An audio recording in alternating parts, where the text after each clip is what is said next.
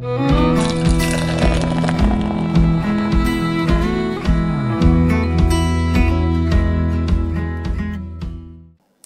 and welcome to Irondale Brewing. It is tasting day for the Semi-Hazy IPA I made about a month or so ago. I think a little bit longer. I'll check my stats here in a second. And I don't often do grain to glass just because I get impatient and want to get the brew day stuff out the door. But yeah, I may do more of that in the future depending on how timing works out and so on and so forth. Have some beers here to talk about today. But this is the, before I get going, I do want to say mess behind me. Forgive my mess. I'm reorganizing to upgrade packaging and make room for equipment to make bigger batches because I find myself short on beer now that I'm more involved with the BrewTubers group and sending to friends, and 2.5 gallons isn't always enough. I love the small batch size, easier to get your arms around, and you can brew more frequently, but I think I'm going through beer more quickly as I kind of send it around to people and, even locally getting involved with the homebrew clubs and so on. So anyway, that'll be in future videos. Today we're here to talk about the Semi-Hazy IPA, and my concept with this that I hoped would not turn into trying to be too many things to too many people was, let me take a step back. I am a big fan of the West Coast IPA, still am. I've been engaged in craft beer for a long time now, and the West Coast IPAs now are very often referred to as old school. So I guess I like the old school IPAs quite a lot and still enjoy them a lot. If I had to pick one beer for my desert island beer, it'd probably be Sierra Nevada Pale Ale. Anchor, hopefully they'll come back and have their beers would be very high on the list as well. But I do, now that I've had a few Treehouse beers and some better New England IPAs, I had horrible experiences with several for quite a long time, but now I've had some good ones, and I understand Exit 12 sent me one that he made that's fantastic as well. So I've had better ones now, so I get it. I think I get what they're trying to do. I just had too many bad ones. So what I decided to do is see if I could kind of come up with a in-between beer or a both beer. And that's why it's called Semi-Hazy, because it's not a full-on hazy with the flaked oats or flaked wheat, that sort of stuff in the grist to get that mouthfeel really thick and fluffy. But I did want to give a nod to the more fruity side of things and not super heavy on the pine side of things, but still have some of that character in there. So what I came up with, and it was inspired by this beer, that's why this is here. Sorry, I already poured it and took a sip to refresh my memory here. So I didn't speak completely incoherently about these, but this is a Deschutes Cosmic Creatures IPA. It's a limited release that came out in March. At least this one was packaged in March. I think they do it every year. This is the first year I'd seen it in my local grocery store. But anyway, that's what inspired this beer. I wasn't trying to do necessarily a clone, but it was an interesting, still kind of West Coasty IPA, but with a lot more emphasis on the fruity notes from the hops. And I thought it was an interesting approach and an interesting thing to try. So anyway, that's the Semi-Hazy that I came up with, is this beer. And I am pretty happy with it. This is, it wasn't a recipe I found anywhere. I just kind of made it up. And what I came up with is 90% two-row, 10% wheat to give it a little bit of that, or white wheat specifically, give it a little bit of that haze without going full bore into the New England style.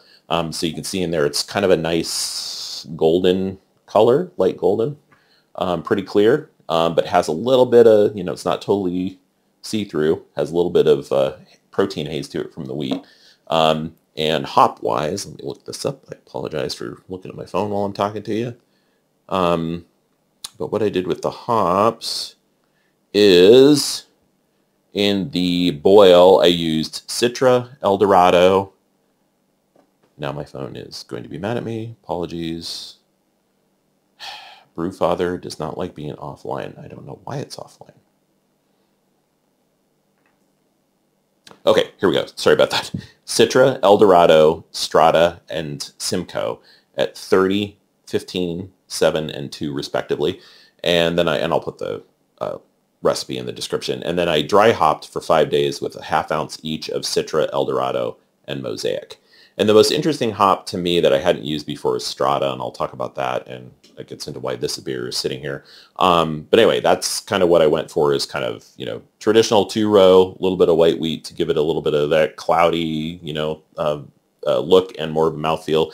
And then heavy on the fruitier hops, but with the Strata hops, and I guess, you know, to a certain extent, the Simcoe and the Mosaic and the dry hop would give you a little bit of that pininess as well. So let's talk about this beer. Like I said, I like the look of it. I like the look of this one better. It's a little more orange. I don't know how well you can see that on the on camera, but they're, you know, if I hold them up there, you know, mine's a little bit lighter and cloudier, and the Deschutes is a little bit clearer and has that orange tint to it, which I really like. So I'm going to look into what I might do to get that incorporated into this. The head on the Deschutes is more of a super light tan. Mine was white. You know, head retention could be better on this one. But overall, I'm pretty happy with the look of it. On the nose, I'm just going to do mine now, so I'm not going back and forth. This one is pretty grapefruity, which is nice and pleasant. Yeah, it's mostly grapefruit, a little bit of pine at the end on the nose.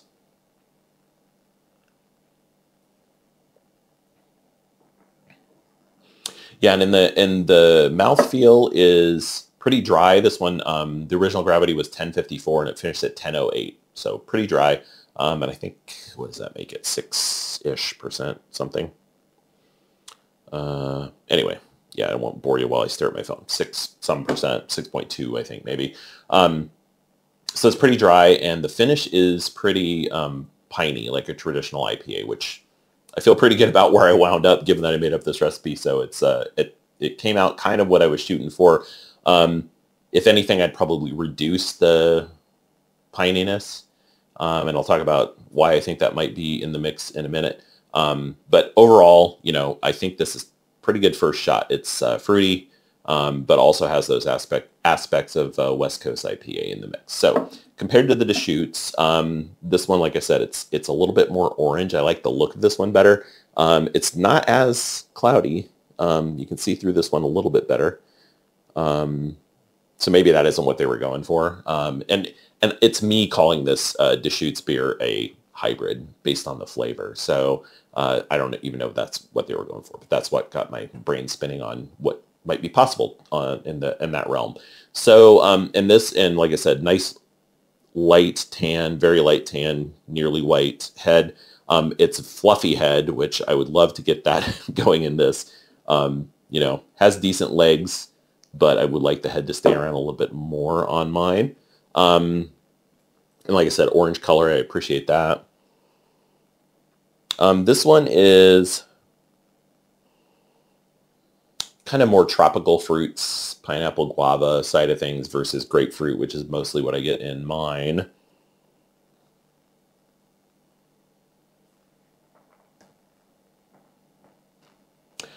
And then the mouthfeel on this one is, it's not as dry as mine. But it's not really sweet either. It's just fuller mouthfeel. So might want to apply that a little bit to mine too. And I didn't mention the flavor. Flavor is interesting because the aroma is more tropical, the flavor is more grapefruity. But it's really nice beer. I really enjoyed this one. That's my last one. And it's, as far as I know, I haven't seen it anymore, so hopefully they'll bring it back again next year. But yeah, really nice flavor, fuller mouthfeel, but still has that piney finish, which I appreciate. And that's kind of what, like I said, I don't know if that's what they were necessarily going for as a hybrid, but that's kind of how it came off to my brain. So as far as what I'd change about mine, I think I should talk about Strata hops. And the reason this beer is here is because I had not used Strata hops before, and if I had Strata hops in a beer previously, it was unknowingly. And so I tried my beer after it was done. And the thing I think you get in the finish is this kind of strawberry, as the beer is kind of just leaving your palate. You get strawberry and then bitterness, kind of a traditional, more dank, piney bitterness in the finish.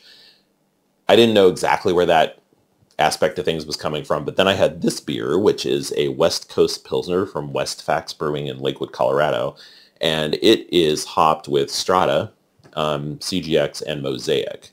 or it says Strata CGX. I don't even know what CGX is. I'll have to Google that. Sorry, I should have done my research ahead of time. And their description is boasting notes of grapefruit, pine, and rock concert cannabis.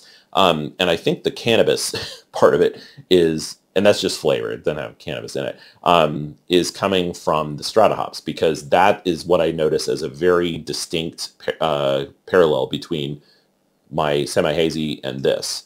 And it was just coincidental that this happened to come via beer drop right after this beer was done. And so like that Strata thing is in my brain now.